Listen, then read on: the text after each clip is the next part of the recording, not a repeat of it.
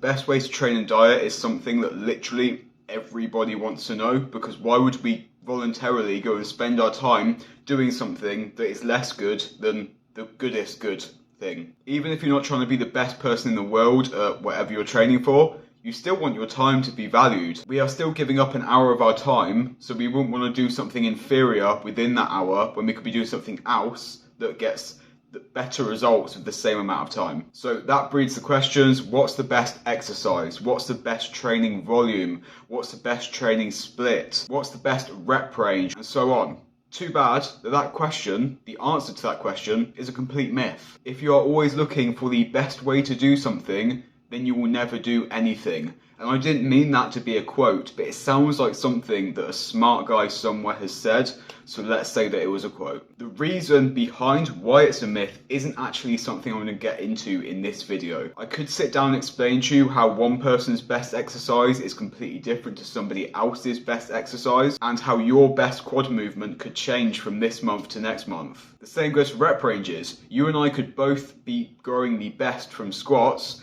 but for me it could be in the 5 to 10 rep range, and for you it could be the 20 to 30 rep range. It varies. But that is for another day, because today is about the pointless search for optimality within casual lifters. This video topic is inspired by both the Stronger by Science podcast and a video I watched by Adam Ragusi, so shout out to those guys. Also, I mentioned it a few videos back, but the algorithm on YouTube has been kicking my ass. It's not sending it out to subscription boxes. Views have been absolutely terrible, and I am not the only content creator experiencing this. When I mentioned it in my previous videos, you guys showed up, you liked the video, you left comments, and guess what? It helped. The views were higher. So keep up the support, because it is literally been demonstrated now to help. So if you like me, if you like my videos, please show your support, leave a comment, subscribe, thumbs the video up, because it is helping. So optimality is a lie in the sense that there is this big overarching thing of optimality.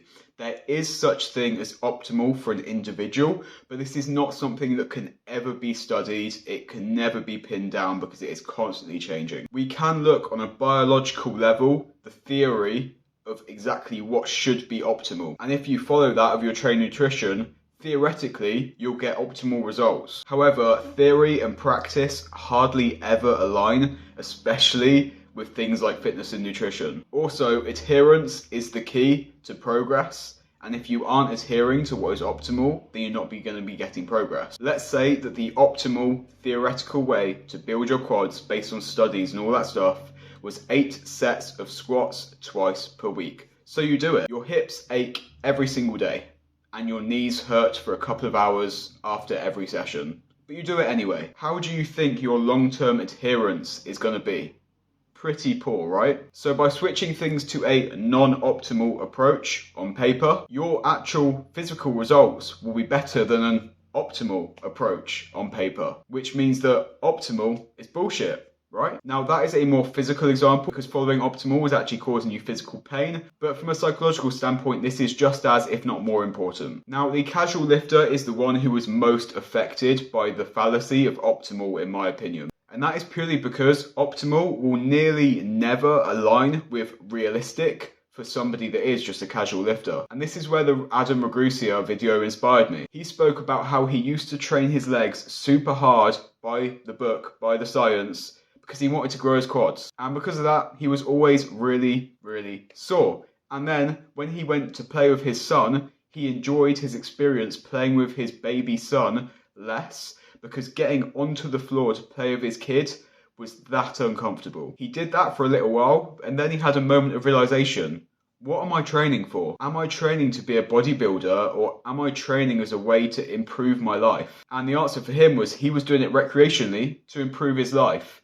But the way he was currently doing it, by trying to be optimal, was actively reducing the quality of his life, because it was affecting his time with his son, his number one priority. So the solution for him was to train his legs much easier. Further from failure, with less volume, that led to less soreness. It doesn't mean he's not going to grow at all. He's still going to grow, but he's going to grow in a way that doesn't take away from the rest of his life. But that's not optimal. No, it's not, but it's realistic. For him, it was the difference between not training legs at all, or training legs in a way that can still provide some stimulus, some growth, whilst not taking away entirely from the rest of his life.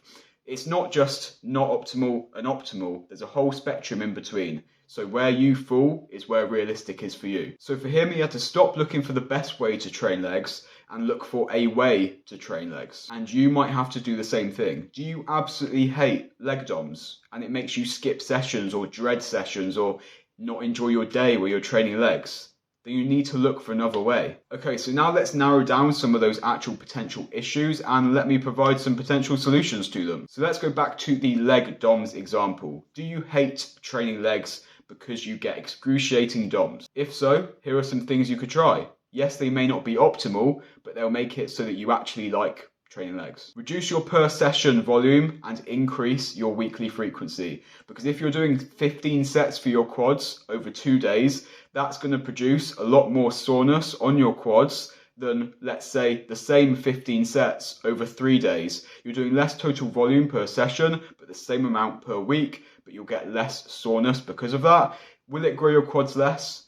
Based on the science we have, no, it might even grow them more, especially if this approach improves your adherence. Then it will definitely grow it more. And also, because you were dreading the soreness after training legs, subconsciously, you might have been holding yourself back in those sets out of fear of getting too sore. But now you can push harder within those sets because you don't have that fear of soreness anymore. And boom, now your adherence is better, your training is better, and you're getting the same volume and you're enjoying it more. Massive legs. We're coming for you. Another option would be to choose less damaging exercises. You can stick to the same amount of sets and the same amount of days per week. Doing different exercises could change things up. A leg extension is always going to cause way less muscle soreness for you than something like a sissy squat, just because of how it loads the stretch, the lengthened portion of the muscle. So if you're doing tons of lengthened bias work, but your complaint, your issue is the muscle soreness, do less of it. Now let's talk about a nutrition example. Maybe you hate tracking calories. It might give you stress. It might make you feel like you can't go out for meals with your girlfriend.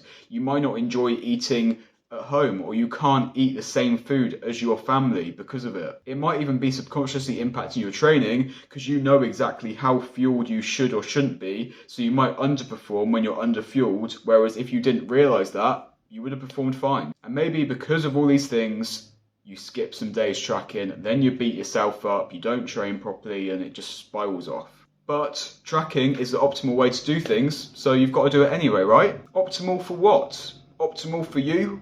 Clearly not. Not in this situation. So again, some solutions to this problem. If you are the type of person that can eat the same thing pretty much every single day without any issues, meal plan. Easy. You spend the time to put your calories into a meal plan once, and then you never have to think about it again. Or maybe you need some more flexibility, some more variation.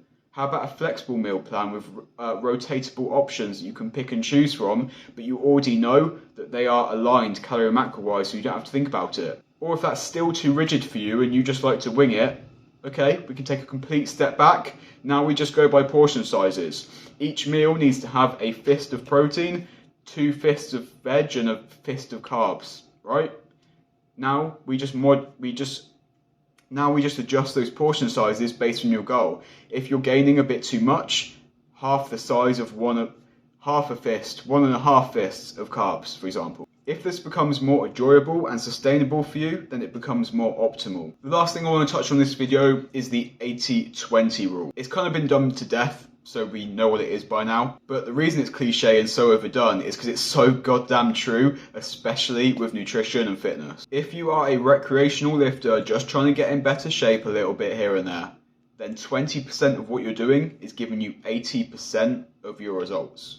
And the other 80% of what you're doing is giving you 20% of your results. And that 80% is all the annoying things. It's the little things like nutrient timing, like counting your calories, like optimizing your training volume and so on. So if that 80% is stopping you from enjoying the process, then you are hating most of your time that you are spending doing for just 20% of the results, where you could be enjoying it and getting 80%.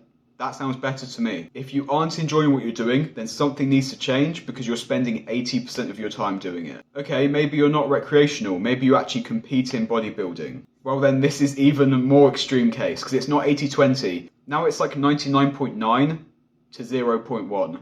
You spend 99.9% of your time training, eating, all that kind of stuff, to 0.1% of your time actually stepping on stage. And if you love that time stepping on stage, but you hate all of this other time to get you there, then Jesus Christ, what the hell are you doing? You are literally setting yourself up for failure by spending all of this time doing something that you don't enjoy in the pointless pursuit for optimality. Because you are what you do consistently. Not enjoying the process is what will make you fail and not be consistent. So seriously, until you've thought out all of these other things I mentioned in the video, don't even look for optimal. Think about it realistically, because especially if you're recreational, you can forget about optimal because optimal probably isn't for you. You can email me, ashmaypt@gmail.com, or you can hit the top link in my description for more information on my online coaching services. Like I said, the algorithm has been kicking my ass, so make sure to show your support by leaving a comment, give the video a thumbs up, and subscribe to the channel if you haven't already. I'm interested to hear your thoughts on this topic, guys, so make sure to let me know. Thank you, as always, for watching the video. Until the next one, see you later, guys.